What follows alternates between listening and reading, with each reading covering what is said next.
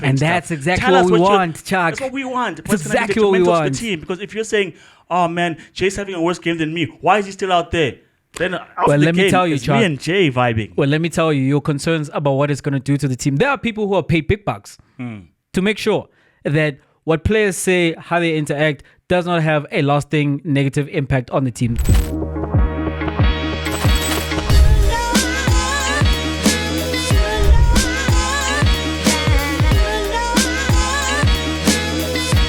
Welcome to yet another episode of Two Upfront. My name is Jay, and I'm joined as always by Chuck. What it do, man? All good, man. After another fantastic sporting week and weekend, all good, man. No complaints this time.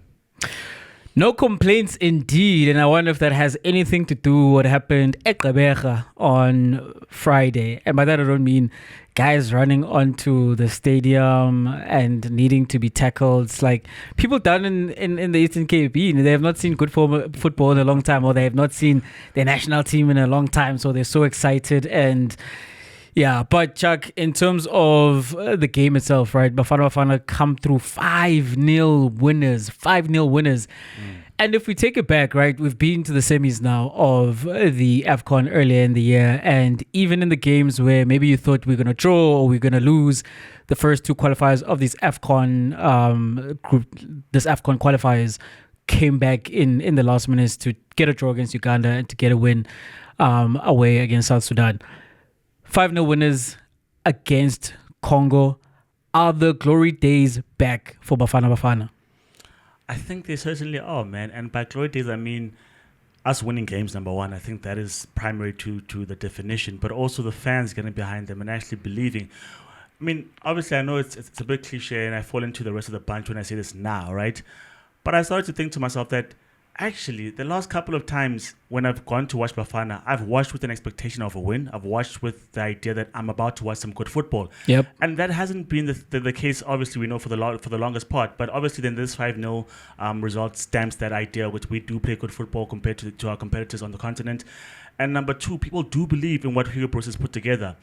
Are the glory days back? I think so, Jay. I definitely think so, because one, we've gone to an AFCON, right, where T20 World Cup scores a fantastic goal where we beat Egypt, and we're like, oh, Bafana is surprising, right? We're doing more than what we expected. And then we get knocked out by Nigeria. And then between that particular result and until we get to the next AFCON, it's a varied string of results, losses here, disappointments there, players coming and going, players featuring in the squad and not being in the squad.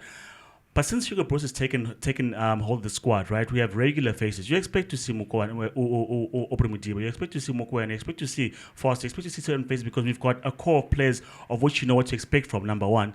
Number two, consistency in terms of results. Yeah, we can say in terms of the game against Uganda and South Sudan, we should have done better instead of in terms of conceding goals or winning games instead of actually equalizing to save it at the end. But generally speaking, Bafana has us in a good place as fans. We speak about Bafana Bafana and we say to ourselves, we can score goals, we just need to show up at the back. We score 5 and we don't concede at all. And then you've got Rowan Williams, who's nominated for the Yashin Trophy, doing what he does. So, I mean, when you look at Bafana Bafana, you look at the names that we know now. Dog, when we speak about glory days, but come on, dog, and you know what I'm speaking about. Yes. Come on, shoes, you know who I'm speaking about. John Mweti, Phil Massing, Ivan, Neil Tovey, and you know what I'm talking about. Now I can say the same thing about Usaila. I can say the same thing about Umukwen, and people know I know what you get from these players. You can say that, not the coach of Sundowns, but yes. I guess, right? And also adding to the Sundowns thing, then you've got another timeless performance by Umshishi. Umshishi is a maverick because for sure Umkwena stole the show in terms of scoring early, and then Ronald Williams had those late stages where you're like, wow, these guys are performing very well. But then in the middle of all of that, there's Mshishi. So there are names that you can depend on to give you a good show. So in terms of how I feel about Bafana Bafana and what I'm seeing and what I'm enjoying, definitely the glory days are back. What are the glory days of Bafana? Because lest we forget, Bafana Bafana are one-time African champions, you know. And following that, we went to another AFCON final in 98. And then we went to the World Cup for the first time. And then we were in the semi-final of the AFCON in 2000. And then we were at the World Cup in 2002, right? So the absolute peak of Bafana Bafana football is that. And I'm thinking about it like, are the glory days back? And if those are the golden days, the glory days, are we in a similar vein in terms of results and the overall feeling? If we were Egypt with, I think they've got 7 AFCON titles, then I'd say no, right, Chuck? But we only do have the one title. Yeah. It's not quite that. Like I'm not over here sitting and saying that, yeah, man, we are back to 96 to that 2002 era kind of results. We're back to that period. We're not quite there yet because I do think we need to go and win another AFCON. You know, I think we do need to qualify for the World Cup and do well when we do get to the World Cup. But yeah, Chuck, the glory days are back. The glory days are back because of that feeling. The thing that you describe, that when we go into a match, it does not matter who we're playing at this point. There is a sense that we can win this. So even when we come away with a 5-0 victory, right? It's not something that we used to as Bafana Bafana fans, that, we're going to show up in an international match, a World Cup qualifier, not even a friendly, against a minnow, whatever the case may be, and put 5 past them. And yes, you're feeling giddy, you're excited, you know, but at the same time, there's a sense that, that's not unexpected, you know. Hugo Bros spoke about this, that following those games against Uganda and South Sudan, where we needed Talent Mbata to come through in the dying minutes of those games to save the one and to win the other, that yes, we have the results, but he was not happy with the performance. And that's the other thing for me, the performance. I watch Bafana Bafana, I see the ball movement, I see the triangles, I see us playing out from the back, building up from the back, I see how comfortable we are on the ball, I see the how technically, maybe not advanced, but like how technically skilled we are on the ball. And I recall watching the AFCON, and the AFCON was great, right? There was like action in those matches, like back to forth and stunners where minnows were upsetting traditional powers, and those games were exciting, they were gripping, they had you on the edge of your seat the entire time. But when Bafana Bafana played, and maybe there's some bias within me as a South African fan, but like I'm saying this having viewed it as just someone who watches the game and enjoys the game and analyzes the game, that the way we play, the way we approached our play was different. It was very structured. It was very organized. And you mentioned Umshishi. He's dancing on the ball within that system, right? The fact that you can have Utewo Homkwena, that second goal is just ridiculous, man. Yeah, no. How he's our 6, by the way, right? He's on the edge of the box. He receives on his left foot on the half turn, flicks it up with his left foot, and then in one swift movement is finishing with his right foot. Like, that's the DM. And this is the talent we have within our squad. And then you think of an Astronopolis who was involved in those first 4 goals. And my goodness, that's a player that plays for Polokwane. He should not be playing for Polokwane. No disrespect to Polokwane City, but that player should have made a move. Maybe not even to one of the biggest sides in Gauteng. Maybe even overseas. I'd love to see him playing overseas because I think he's a real talent.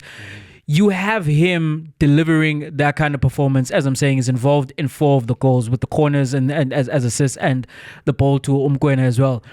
And in his position, he has to produce like that because behind him is Orele Mofokeng, right? Chomping at the bit to come into that team to do what he does. And so you have the first 11 and they're delivering. And you know you've got guys on the bench who can come in and do the job. And in the coach, we trust him. We trust him. There's questions maybe around him not selecting like your favorite player, but I feel like those things that's my preference. And yeah, you might have football reasons as to maybe this guy over that guy, but ultimately, I'm not sitting here thinking to myself with whatever decision that Hugo Bros makes that I need to question him. You know, or he needs to rethink this because he's got that team humming, Chuck. And yeah, man, I haven't felt like this in a long time. Like, if you were alive in a particular time of Bafana Bafana's performances or their dominance, and that's that mid-90s into the early 2000s, you remember Uti Bafana Bafana used to be referred to simply as Isquad.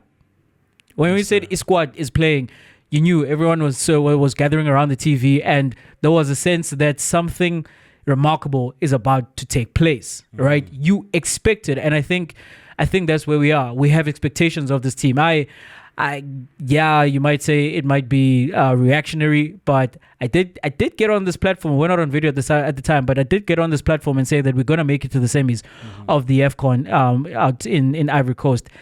And I watched the performance against Congo, and yes, as I'm saying, but maybe I was feeling all the feels, but I did say that book it.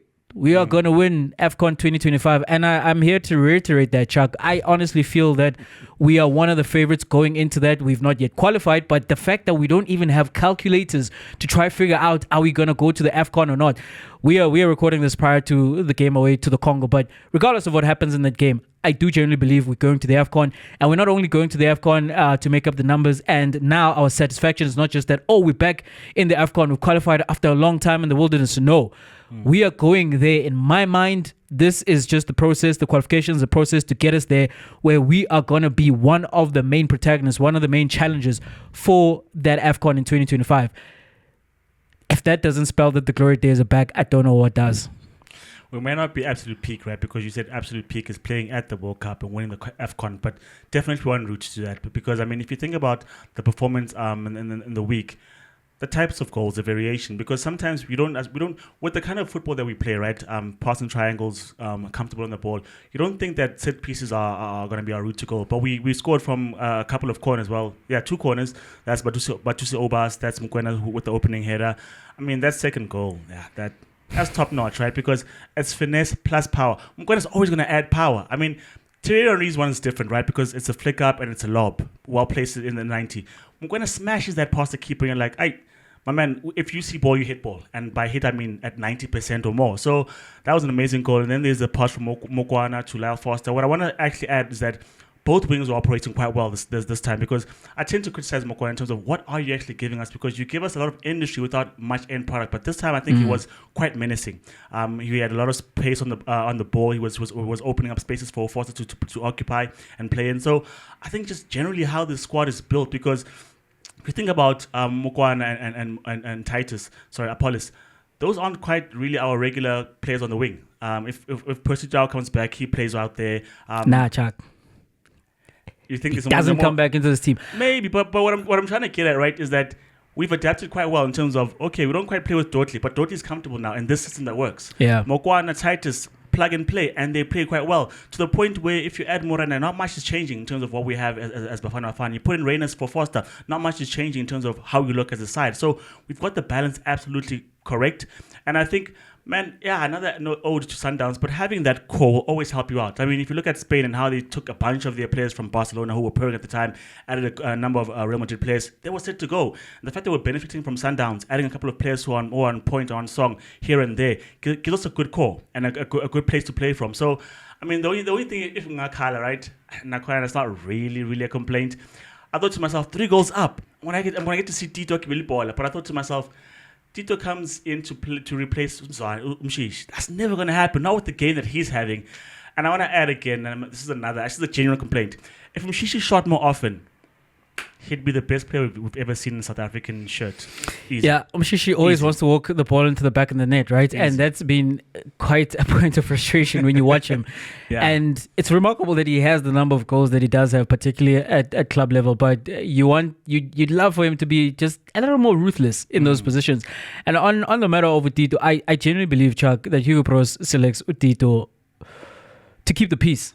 I don't think he has real plans to play him in his team as a main contributor to that team, because as you're saying, when you are that many goals up, you think to yourself, maybe as well, let's see what we have in terms of playing a double 10 of Utito and Umshish. And I say that as a boy from Tembisa, like, Tembisa needs that. We need to see Ambulance, Tembisa, as well as Shikabala together on the pitch for Bafana Bafana, but I don't think it's going to happen. As I'm saying, I don't think Hugo Bros has thoughts around it, and maybe down the line that changes, because that is of course the continuous talk around Utemazoane and him being rested as much as he is, and being at the age that he is, and trying to get him to the World Cup and beyond that, and how much Hugo Bros loves him. That what is the succession plan where he is involved, And in most people's minds, going back to last season, it felt as if Tito. But as I'm saying, the more I continue to watch Bafana Bafana and him being called up and being selected, but never coming onto the pitch, whether we're chasing a game or the game is wrapped up, he's not getting on the pitch. And that suggests to me that the coach just doesn't really feel this particular player, you know. And on the matter of Upesitao, I think you mentioned it's a great point where not only him, right? The other players, Borenas, that you mentioned that you can plug and play. That's what we have now. We have a system, right? And the most successful teams in the world have a system that is set in stone where you don't have to rejig things so mightily in order to fit in other players and therefore like throw your whole chemistry off kilter. But you can, for whatever reason, if a player is not available or performing, you can bring in the next guy, play him in that position, and the train keeps going forward. You know, I don't think Persitao comes back into the team. I don't think he should, based on the performances that we've seen. And I think that's why I'd say then the glory days are back. That's why I'd say that we are at a very good place, because it's Springbok level thinking, right? In this sense, people, that if Willemse, who's a 2-time World Cup winner, is not available, if Fassi is performing there, you wonder to yourself, is Willemse coming back? Lucanio Am, best player in the world at a particular time, he goes down with injury. Jesse Kriel replaces him in the Springbok squad, and now Am is healthy, but you're not here saying, well, Am needs to come back straight into the team, right? Because the next guy up has taken the jersey off of him, and this is what happens with Bafana, and this is the mindset we should have with the Bafana, that we do have a plethora of talent in our squad. And if this player, for whatever reason, is not available, as Dawa hasn't been recently, which was due to form and maybe to protect him, as the coach said, and then him pulling out of the recent squad, the guys who are playing in his position, they are performing. And so we're not sitting over here thinking to ourselves, man, when is Dawa going to come back? Because we need someone to come through and save the day. Nah, we don't. The players that are there, they are performing, and they know as well, Chuck. They know that rent is due every single day they put on their Bafana jersey. They cannot afford not to perform, because the next man will come in with that hunger, chomping at the bit, and he's going to take your place. So it's good times. It's good times for Bafana. Good times. I mean, lastly, I just want to speak about the Tito and the Tembazwane thing. The clock is ticking, as you're saying. We want to see if we can have Temba fit for the World Cup. Should we qualify for that? I think it's a matter of if and not when. So a matter of when and not if, sorry. But I wonder to myself, what is our plan B to that number 10 position? Shishi, we've been lucky that he's been healthy for large parts of Bruce's tenure, in terms of you can play him whenever and he's fit to go, and he performs 9 out of 10 times. That there's a rare game where you're like, Temba didn't help us in that particular game. That's why you keep hearing the song Tembazwane Uchiramnandi. Almost every day you look on social media after a Bafana game, there's that video trending. And with this one this week, it was 50 caps. Shout out to him. I think it was a good ode, 5-0, 50 caps. Makes sense. It's just right. But the question is, in that 10 role, if it's not Tembazwane for a South African player. Are you ready for this? Are you ready for this? Give me. You got to naturalize Lucas Ribeiro, man. You got to naturalize the Brazilian boy, because I don't think he's 26, right? And he can move overseas again, but if he moves, it's probably going to be like 28 at the time, and maybe like his performances at Sundowns give him a great move, and then the Seleção come knocking at his door. I don't think that's going to happen. And if he's not going to play for Brazil for the rest of his career, Bafana is an option. And as you're asking, we need a 10. I mean, Sundowns are already answering that question. The answer can translate for the national team as well. I hate to say that Sundowns answers are Bafana's answers, but I think it seems to be that, right? Also talking on Marcelo Allende, and maybe we're fine. But to be honest, I think we need to answer that question, because as much as we are plug and play, Tembazwane is a very integral part of that particular system. He gets us purring past that halfway line. He's the guy who's the orchestrator, and you want to be able to have those options as Bafana. In terms of if he gets injured or you're resting him for extended periods, you want to have those options. So maybe Ribeiro is not a bad shout at all. Chuck, speaking of looking for answers, seemingly the answer to the conundrum around what do we do with South African referees, VAR. It's been mentioned quite a few times. The Minister of Sports, Arts and Culture, Gayton McKenzie, he came out and he gave us the figures for what it's going to cost to get VAR. And he said that they're going to pay the deposit, and they have sponsors on board, and they've got SAFA as well who need to contribute, but they are going ahead with it. 80 million rand once off, 70,000 rand per game. It is still a good idea for us to get VAR after hearing the numbers. So that would be like what, £4 million or something. That's exorbitant. That's crazy money, because there are teams who are struggling to play players, and we want to put in VAR, of which we have said VAR is a good system, but it depends in whose hands it's in. Because if you look at the contrasting leagues, EPL is struggling with it. This season, last season, there's always contention, whereas in the other leagues, they seem to be using it quite well. So you bring VAR and you give it to these guys who are not necessarily competent, and then we have more complaints. Then you're like, for maybe easy, like 100 million down the drain. Because then it's 70,000 again every other week. The thing that I always ask myself about these particular systems is it not a matter of just videos and aligning things and then just editing in terms of we're pausing the video here? If it was that simple, Chuck would have VAR, right? Yeah. If it was that simple, we would have VAR. But it's not. It's a whole technological system. Remember, it's like Hawkeye. When Hawkeye was there in cricket in England, but then it wasn't anywhere else in the world, and then it showed up in Australia. And I was wondering, it's like, man, I watched this. Why don't we get it? It's like it's a technology where it is owned, the patent or the trademark or the actual technology is owned by a particular company, and you need to get it from them. It's not just a matter of the replays that we see, because you need to set up extra cameras at the particular stadiums in order to get a full picture, as you would, of what is actually happening with the decisions that you're making. I still have those questions, Jay. I hear you, but I'm just thinking, is it a matter of copyright? Because, for instance, right, interesting fact, the speed gun was developed in South Africa. That's like laser technology. We can tell how fast a car is going by laser tech. If you use cameras, that is already existing knowledge that we have, and just the idea of VR and how it works, the cameras around to always get a 360 view of what's happening on the pitch. Do we need to get a particular technology from a particular company? Can't we do it ourselves? And the reason why I'm saying this, Jay, is because it's not guaranteed to work. And we're going to spend so much money on this thing, number one. Number two... So, Saifun? Man, I want it, but at the price, I mean, it's not top of my list of priorities when it comes to the PSL. If we could have stadiums filled like we did in Gqeberha every other week, and you're like, okay, clubs are making money. Let's have VAR. But with players not getting paid, Mamkize can't pay players because Agana Malo, Unai Asazi, and then there's bans. You're like, is this really like at the top of our priorities? Maybe it is when you're looking at contests like the MT8 final, right? When you're like, okay, these goals are contentious. You want a clear picture as the fan and as the competitors. But I wanted to myself, that amount of money versus the development of women's football, for instance, 80 million. That goes a long way in terms of a list of priorities, right? So it would help, but man, the figures is making me think twice. The numbers. Chuck, I have been consistent about wanting VAR in our local football, because every single game week, there's a call or calls that are just like head scratches. And it's ruining our game. Like, it really is ruining our game, the level of officiating that we have. And it's not just in the PSL, right? The conversation, of course, shot up because of what happened in the MTN8 final, where everybody was watching. But this is true not only just in cup finals, it's true in PSL games. It's true in the level below the PSL, where, by the way, it's maybe not just a judgment in error, but there are things that are happening there where if you go to the grounds and you watch an NFD game, like, you'll come back with a report in terms of what is influencing the officiating over there, but also in the Hollywood-based Super League as well, right? So across the board. And this is the issue, that you're going to sort it out in the PSL, but then what about everything else, you know? Yeah.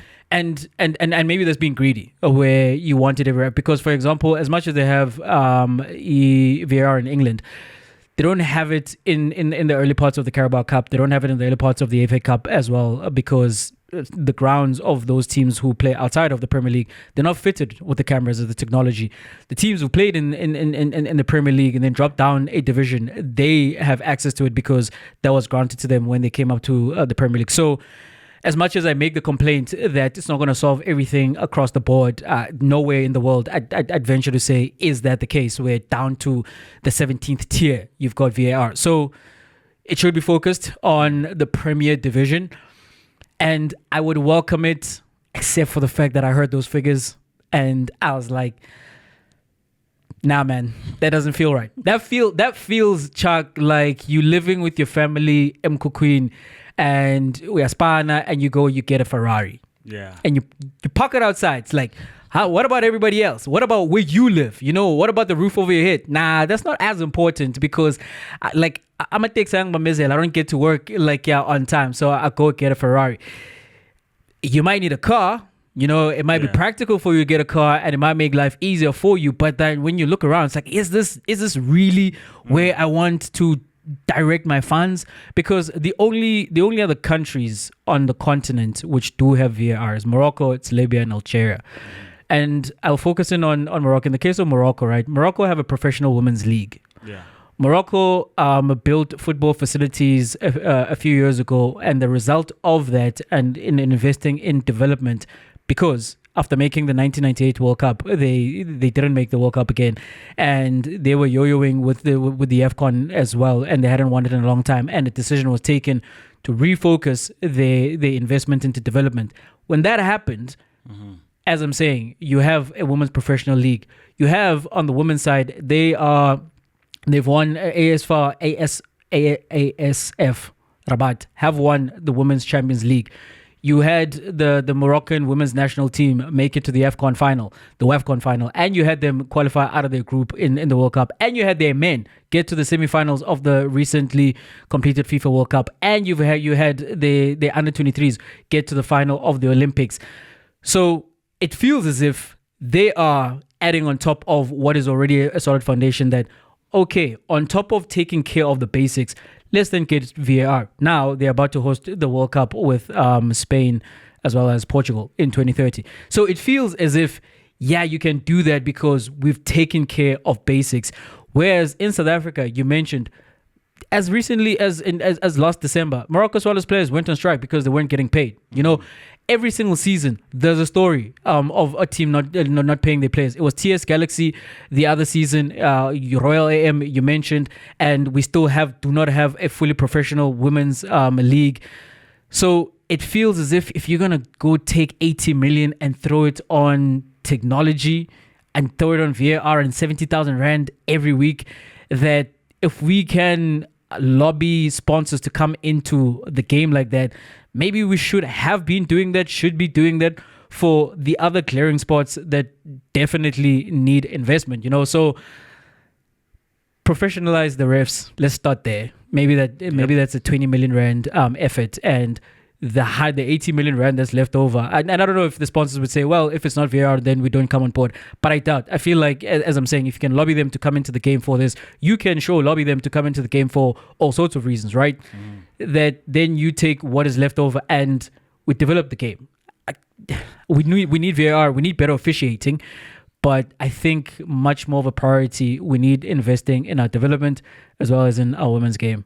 Yeah, I think, I don't know if this is necessarily true, because if you think about what you just detailed there, practically it will start with professionalizing the officials and then making the leagues better and all these other things, and then put VAR on top, because it seems for us to have jumped straight to VAR seems like a political thing, because it's Gaten McKenzie telling us this, right? The same Gaten McKenzie was taking pictures with the Freedom Cup, the Rugby Championship trophy with the Springboks. The same Gaten McKenzie was calming the crowds at Nelson Mandela Stadium. So you wonder that why do we go all the way to VAR? I know fans are talking about it, but there are other steps that we need to take as a country, as a league, as a footballing federation, in terms of here's how we improve football first. And then maybe with the issue of officiating, here's how we professionalize it, here's how we train them, here's what we expect from them. Because what we see in England, right, because that's the most publicized league, if you're not performing well, you probably get to officiate in the championship because you didn't cut it at that particular level.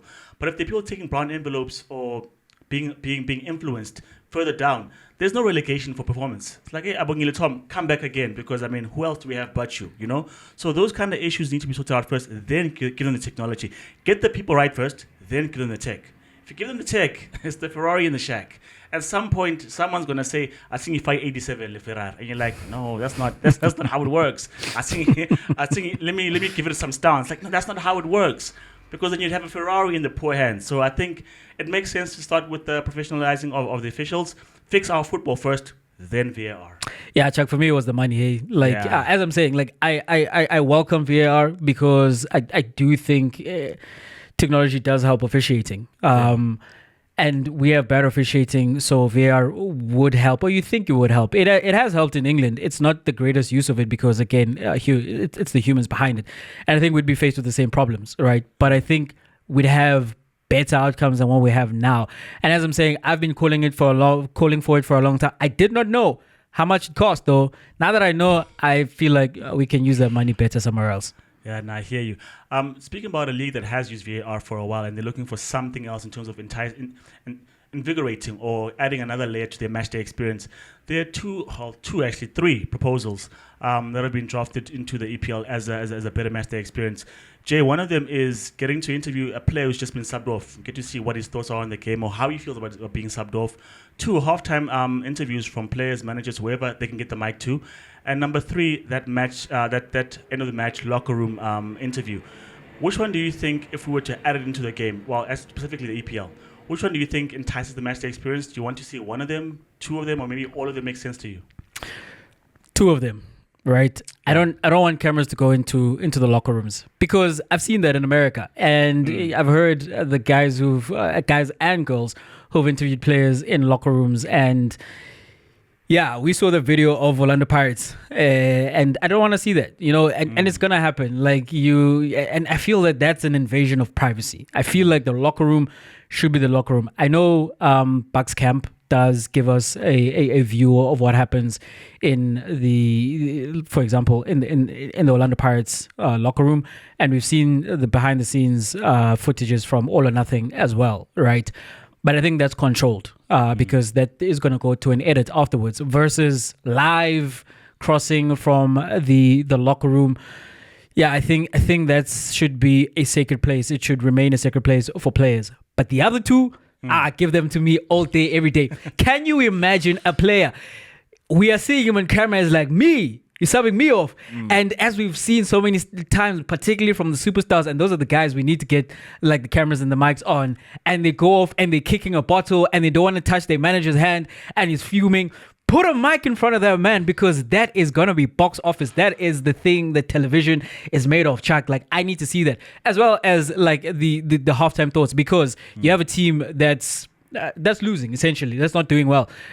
Again, this is for TV purposes, right? Yeah. That team that is not doing as well, and the manager is just losing it on the sidelines because they're not carrying out the game plan, or they just fuffing around, and the result at the halftime is what it is. Or you have a manager who's like mindset's like, okay, I know exactly what I need to say to the players, because we often wonder what he said to the players at halftime. Or you hear from the commentary, the manager cannot wait to get them back in the sheds, so he's going to lay into them or give them a new game plan or whatever the case may be. You get to speak to the manager and get his thoughts on what just happened in the game. Those post-match interviews, they're gold. Like, that's where you get like gold from managers and from players, right? And you telling me that we've got double that? We're gonna get that at halftime and at full time? Yeah, for sure. Give me. So give me the halftime conversations, the halftime interviews, and also. Get me the mindset of a player who's getting subbed off. Man, I think about those options, right? And I'm thinking the dressing room makes sense for me, right? Post match, get a peek into the dressing room, because I feel it gives you the best picture in terms of what's happening with this particular team. They've just lost 2-0. Okay, that's my issue. Like, guys will not be fully dressed. That's the only thing, right? Yeah. Like, because guys are comfortable in there and they're walking around as they are. And then that's where you hear language that is maybe not suitable for kids, because kids are watching these broadcasts. But that's the only reason. It's not like you're going to be watching any given Sunday, Jay, man. Here's what I'm saying. We will be. If they that's exactly what's going to happen. We're going to see dudes in jock stripes over there. Like, what the heck is happening on a quiet Sunday afternoon? If you know that the first 5 minutes are designated for media work, you're like, guys, hold up on the showers. Let's do the media work. Let's finish. Those conversations that are happening there organically, I think they'll give us the best insight, because you get to hear the manager saying, guys, we tried our best, or laying into them, and the players would retort. Because I think in that particular situation, when it's hot, you're like, man, if Thingy wasn't playing, or if Thingy tried to track back or whatever, we would have won that game. You get to hear those raw emotions. Whereas I think to myself, the sub is a time bomb waiting to just explode. Exactly. Interview number 2, because imagine Casemiro says, Ugarte is better than me. There's no way Ugarte is better than me. Actually, let me reimagine that statement. That's gonna cause us as fans to turn against him. One, you played nonsense. You've got the audacity to say that you're better than Ugarte. All of a sudden, now the fans are against this particular player who's voicing his or her opinion. So for me, I think that's taking time on, because what is he going to say? Because is anyone ever happy to be subbed off? No. Number two, are they going to be saying the right things? Because they're going to push them to say, don't say the generic stuff. Don't say the media trained And stuff. that's exactly Tell us what we want, Chuck. That's what we want. That's exactly what we To want. the team. Because if you're saying, oh man, Jay's having a worse game than me, why is he still out there? Then after Well, the let me game, tell you, it's Chuck. me and Jay vibing. Well, let me tell you, your concerns about what it's going to do to the team. There are people who are paid big bucks to make sure that what players say, how they interact, does not have a lasting negative impact on the team. There's the coach, that you should be managing egos, and that's part of why you are paid.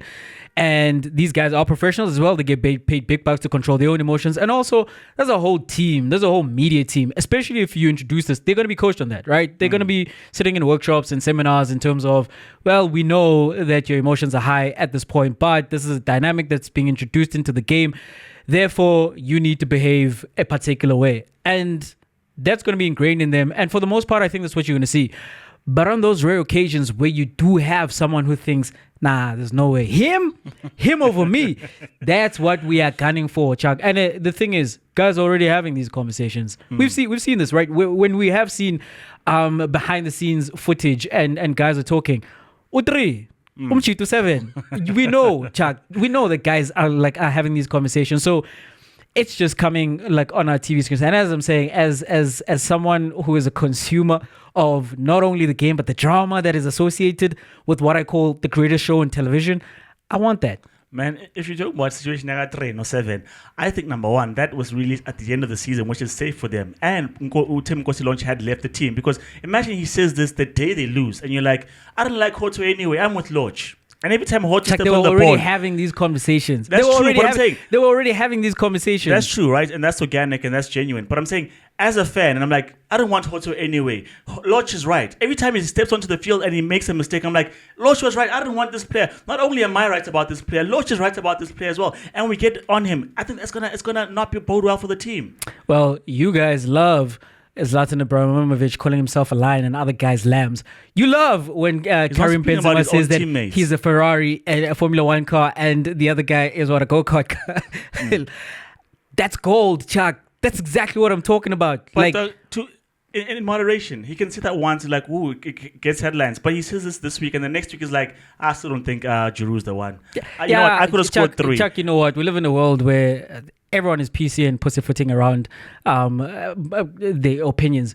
You're thinking it anyway. Straight. Tell your teammates, tell us. You know, and again, there are people who are paid for these guys not to come out and say things like this.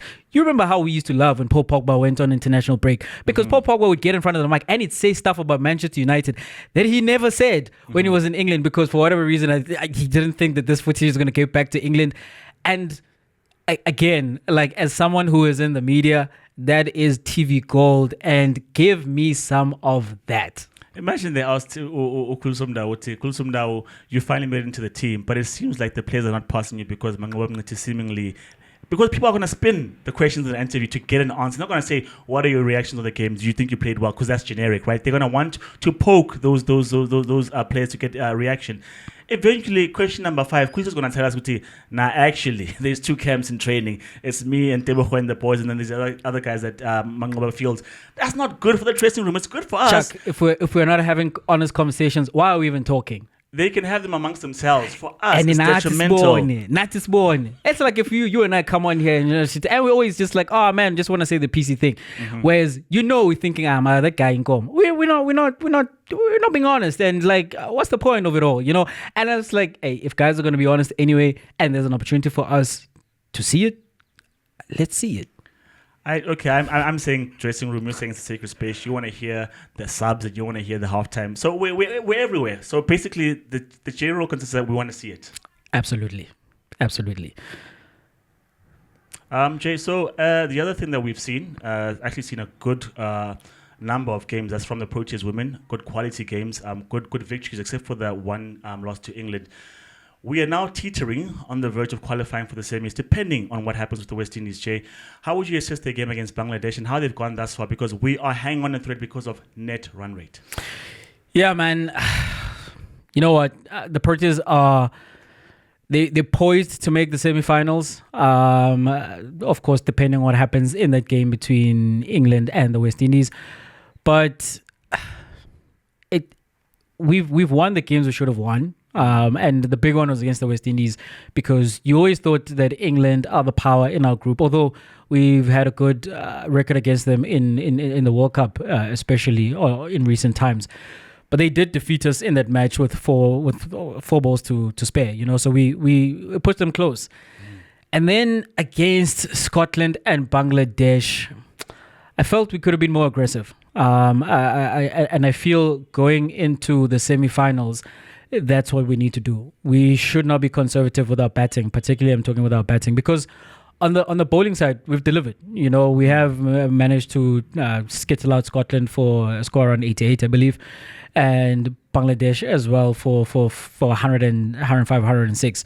So the bowling seems to be working. Marzan Cup is delivering quite the all-round performance in this World Cup, and she is the point of contention for me when I then go back into the batting, particularly in the power play. If we are going well, if Laura is giving us a great platform, and we then need to maintain that momentum, we need Cup to come in ahead of Bosch. Bosch is she will knock it around, and she'll go for the singles. She'll stabilize an innings. We don't need the innings to be stabilized in most T20 games, except for if you lose your openers quite early, and yes, you need to maybe wrestle back some momentum, then have Bosch in there. But the conservative approach to the batting is the reason why we went into the last match against England and West Indies looking at the net run rates, having their calculators out, and hoping that England do us a favor, because chasing down the score against Bangladesh, we only lost 3 wickets.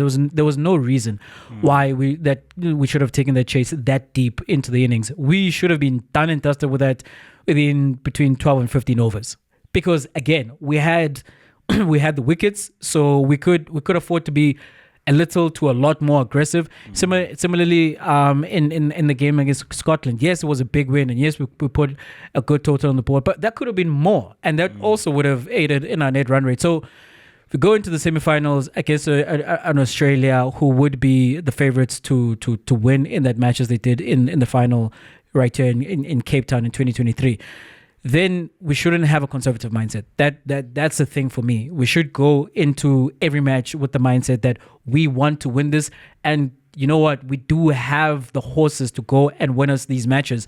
And so I think if we play our cards right, and if we position our players in the right positions, it could go very well. So we've done well to win the games that we've won, but I think it can be better still. Yeah, I fully agree with you. And I mean, it seems like we're nitpicking, right? But when there's a question of net run rate, we have to address these concerns in terms of scoring and how quickly we're scoring, who's coming up and who's playing that particular role, where, when, and why. Because you've got the perfect opening partnership with Wolf Hart and Tasman Brits, right? They get the scoreboard running, and in the power play moments of the game, I think in most games, we're ahead of the curve, and we're playing quite well. So what happens after that, in terms of when do we then accelerate and press the pedal and push on the initiative? Those are the question marks. Because without bowling, almost flawless, you want to say, right? Except maybe you want to then zero in the Bangladesh game, where Marzan Cup is supposed to have 2 wickets in the first over, and then just, as you say, more aggressive. Put your foot on their necks and beat them into submission. One of their openers played quite well, except for her. You could have pushed the owners. You could have pushed the pace of the game a lot more. But apart from all of that, I think we're playing well. We're not really the favourites in the competition. You have Australia way out in front, and then maybe England, and then you want to put maybe England close by, and then maybe us and West Indies come into play after that. But I think we need to be more daring. We need to use the powers that we have, because Volhard is an excellent batsman. I mean, Bosch in the last game did try to push the initiative and score a bit quicker, but that's not what she's been doing. That's not what she's been doing. And the result of that is 25 and 25 balls. That's the ceiling, you know. And as I'm saying, she's an integral part of our batting, right, of our top order. Mm-hmm. And I think when cast in the right role, as I'm saying, it's not to say like don't consider her whatsoever, but if we're in a crisis, this is the person you bring in. It's a bit like Jacques Callis back in the day. Remember when we were chasing that mammoth total in 2007 World Cup against Australia? Mm-hmm.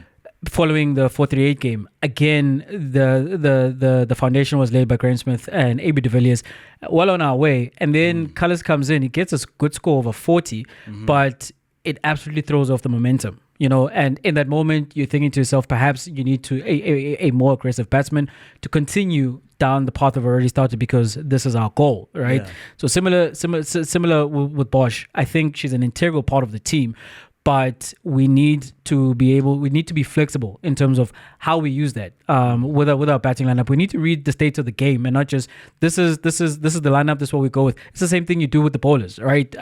You assess the conditions and you make a decision in those moments that this is who we are, who we're putting up to bowl in the spirit of the game. Or the game state dictates that we either need wickets or we need to stop the bleeding. Then you go to a particular bowler. You don't have that set in stone that we start with Kaka and so we follow with the Clark and we follow with Kap and we follow with Umlaba. That's not how that works. So similarly on the batting side, I think just be more flexible and be less conservative and more aggressive, and we can make some noise. I think, if we were flexible, if I'm hearing you correct, push Marizan Cup up and maybe even try on ahead of Bosch if we're really flying, because she swings the bat. That's what I'm saying, yes. Yeah.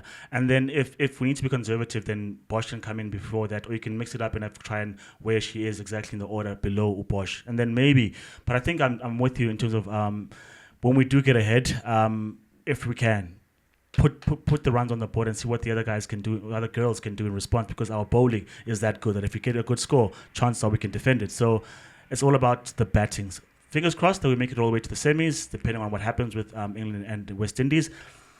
But I think we can. I think we can as well. All right, Chuck. The news that came in last week, towards the end of the week, Rafael Nadal has called time on his glittering tennis career.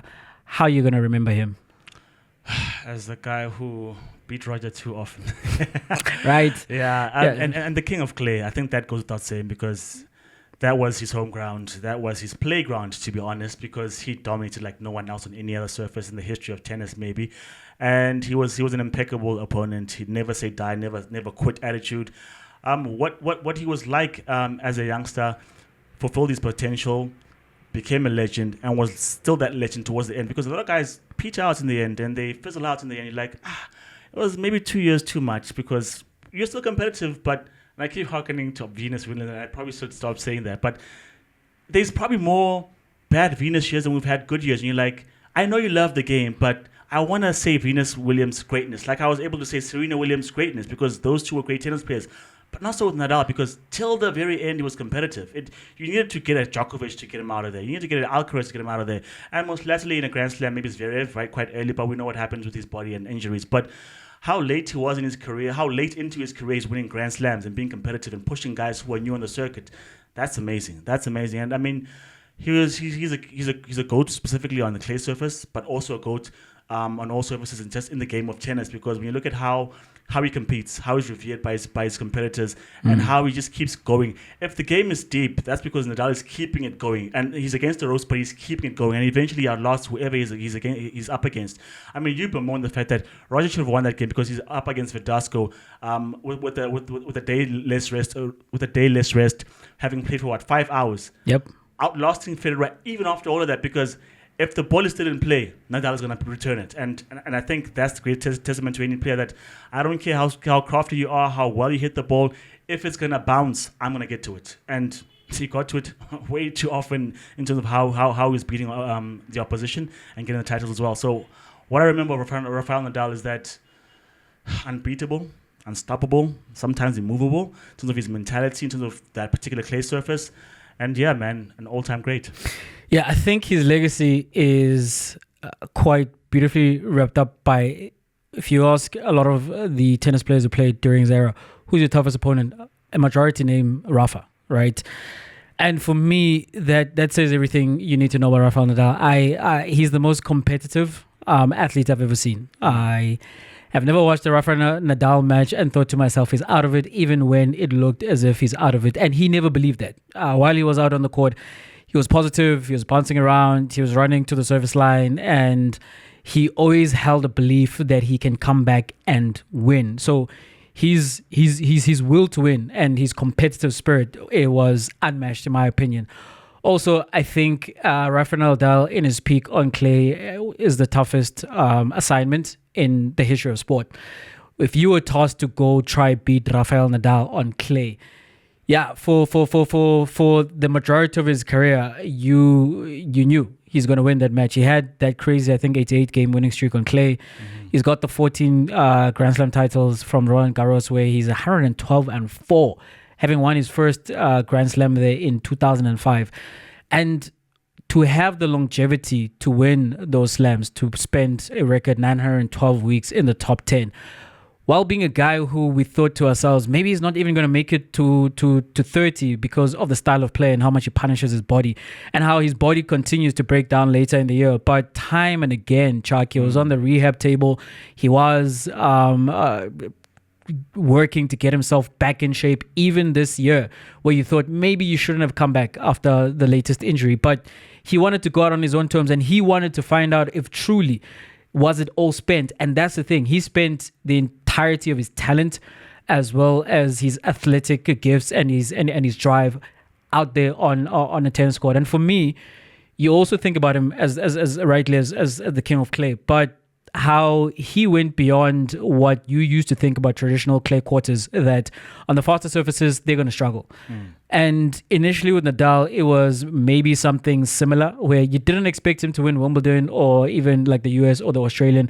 But there were signs, his 5-setter against Federer beating, coming back to beat Federer, I believe, in Miami. And then the Wimbledon trilogy against Federer was everything I needed to know about him, beyond just accepting that he's good on clay and resting on his laurels, right? Where you could have just done it, because if he ended up with 14 Grand Slams, that's as many Grand Slams as Pete Sampras has in total, if he just got them on the one surface. But he was never satisfied with that. He loses to Federer the first time in 2006 in 4 sets. He wins a set, but Federer is comfortable. He bagels him in one of those sets. In 2007, he takes him to 5 sets, but Federer wins 6-2 in the final set quite comfortably. And then in 2008, my greatest heartbreak watching all of sport, he does it. He climbs the mountaintop. He conquers perhaps, maybe that's debatable now, perhaps the greatest champion at the time on the grass surface, and the greatest player of all time in many people's minds on his favorite surface at that 2008 Wimbledon. And then he goes on to win at the Australian. He goes on to win at the US Open. He adds the Olympic title to his trophy cabinet. And this is a guy who was just a relentless winner. For him to have 22 slams, as close as he is to the all-time record with Djokovic, having missed as many slams as he did, in terms of slams that he did not even participate in, or slams where he was not quite fully healthy, it's remarkable. It's remarkable. His numbers are absolutely crazy, Chuck. Absolutely one of the greats. He's very firmly in that conversation as the greatest tennis player of all time, maybe the greatest athlete of all time. And we're privileged to see Rafael Nadal play, even if you are a Roger Federer guy and he broke your heart as many times as he did. That's the other thing, that Nadal as a character, as a personality, wasn't someone you hated, even though you recognize him as a rival. Yep. You did not hate him. You did not necessarily root against him. And all around, what a great ambassador he has been to the game of tennis. It was lovable like N'Golo Kante, but because he won so much, you're like, he beat you into submission eventually, because you have to applaud the greatness that is Nadal.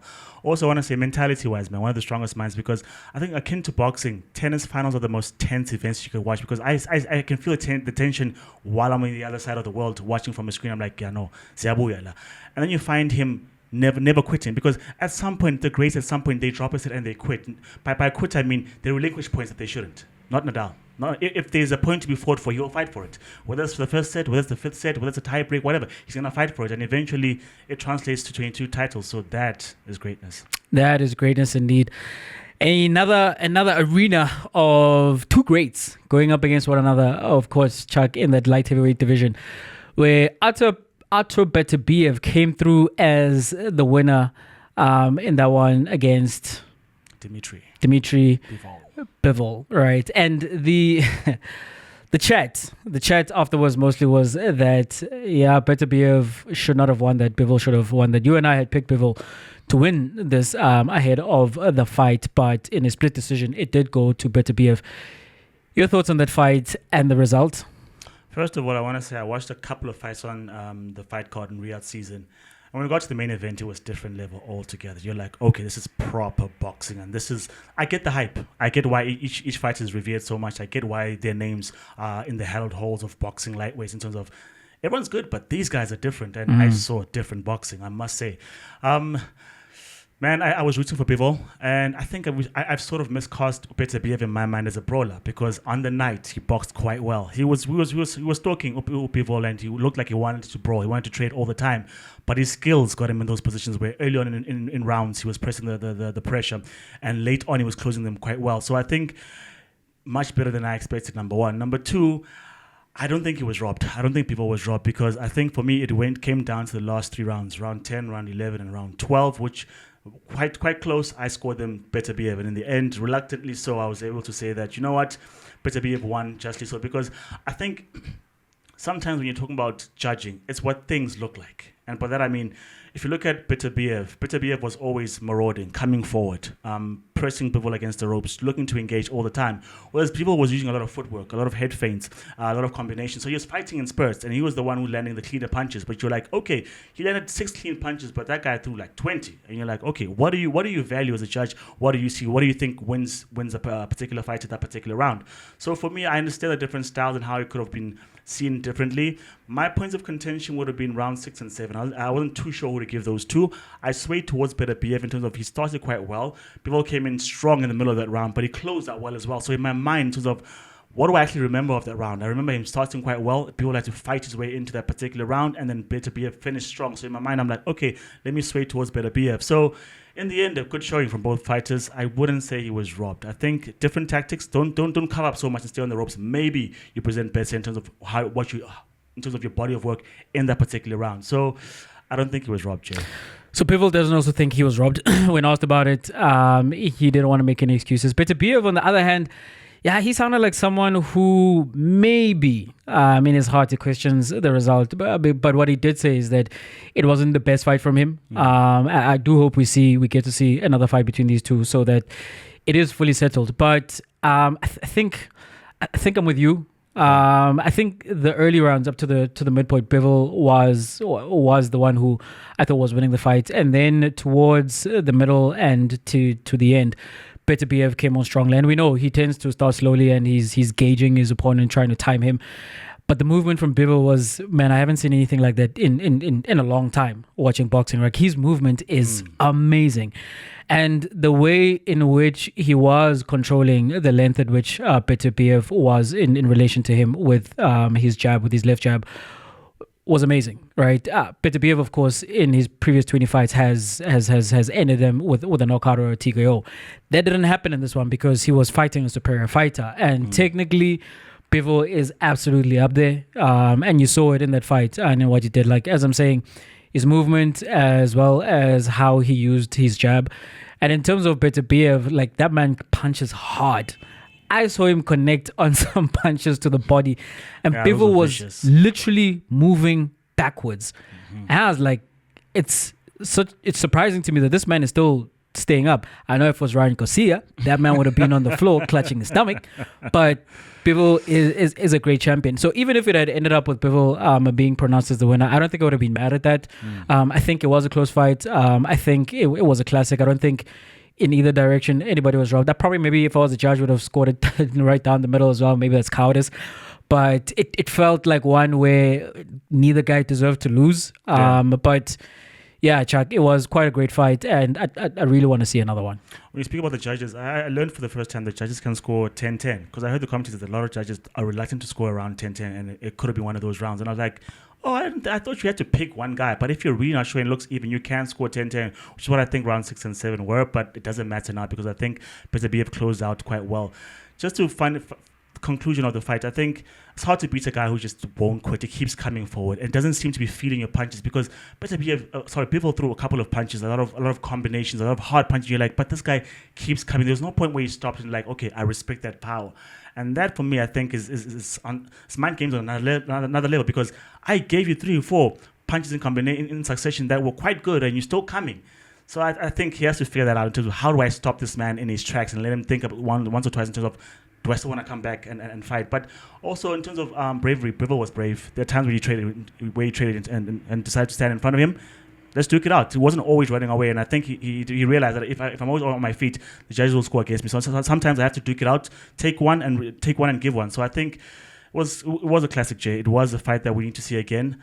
And the boss of boxing, Turkey Alakish, because all of them say thank you to Turkey. If Turkey wants to rematch, then we'll have a rematch. Turkey watching boxing, and he's giving us the fights we want, so we can't be mad at that. Can't be mad at that. Indeed, that's it for this episode of Two Up Front. Please continue to watch us and to listen to us. You can watch us on YouTube. Subscribe to the YouTube channel. It is Two Up Front. You can listen to us on everywhere you find podcasts, Spotify, Apple Podcasts, City of Johannesburg's online radio station, Joburg Pulse. And you can contact us or have conversation with us on social media. And you can find us at Two Up Front Pod. I am at J_Mzulu. Chuck is at Chuck. Two Up from Jay. I'm Audi. Bertebiev beats Bivol in one of the classics that we've seen this year. Bafana are five-time winners over the Congos. It's Chuck, and I'm out.